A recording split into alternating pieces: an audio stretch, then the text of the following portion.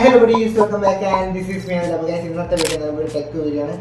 iQന്റെ ഒരു best budget friendly phone പുറത്തേക്ക് ഇറക്കിയിരിക്കുകയാണ് iQ Z9.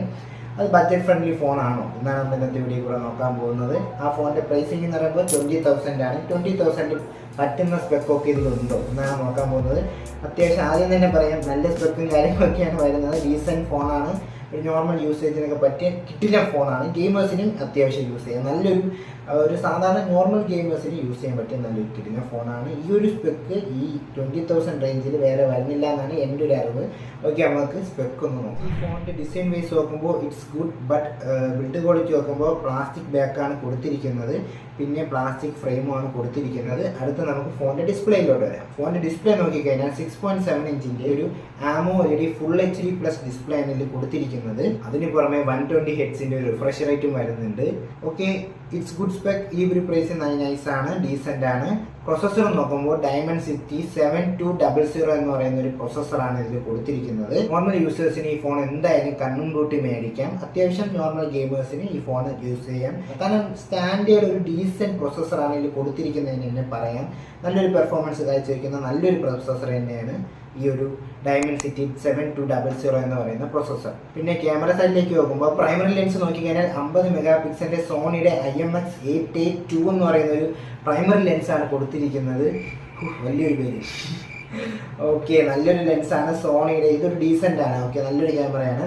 ഉള്ളൂ ഈ ഒരു ഫോണിൻ്റെ ഡിസ്അഡ്വാൻറ്റേജ് ആയിട്ട് എനിക്ക് തോന്നിയ ഒരേ ഒരു കാര്യം, ഈ ഫോണിൽ അൾട്രാ വൈഡ് വരുന്നില്ല. അതും കൂടെ കൊണ്ടുവന്നിരുന്നെങ്കിൽ ഈ ഫോൺ എന്തുകൊണ്ടും നല്ലൊരു ഫോണാണ്. എങ്കിലും ഈ ഫോണിനെ പ്രൊമോട്ട് ചെയ്യുന്നില്ല.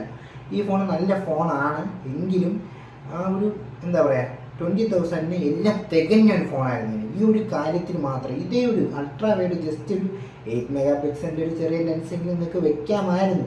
അത് മനഃപൂർവ്വം വെക്കാത്തതെന്നാണ് എനിക്ക് തോന്നുന്നത്. ഇനി നമുക്ക് സാരമില്ല.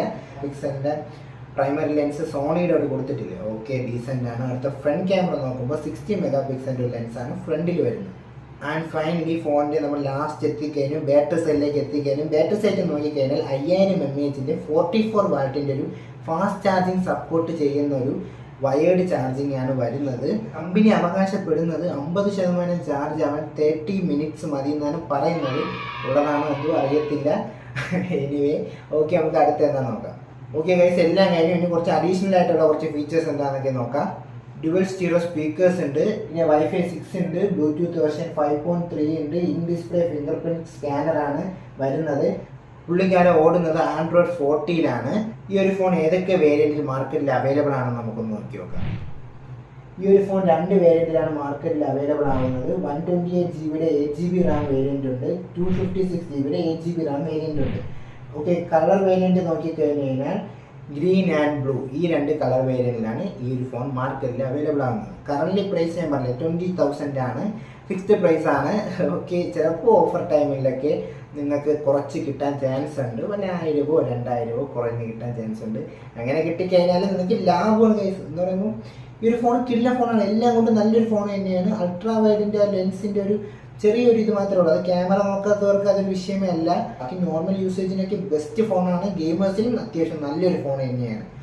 ഓക്കെ, വേറെ ഒന്നും പറയാനില്ല. അപ്പോൾ ഇതേപോലത്തെ നല്ല നല്ല വീഡിയോസിനായിട്ട് എൻ്റെ ചാനൽ ഇതേപോലെ സബ്സ്ക്രൈബ് ചെയ്യുക. വേറെ ഒന്നും പറയാനില്ല. ദിസ് ഈസ് മീ അതും signing out. Over the edge, feel like I'm floating through the air.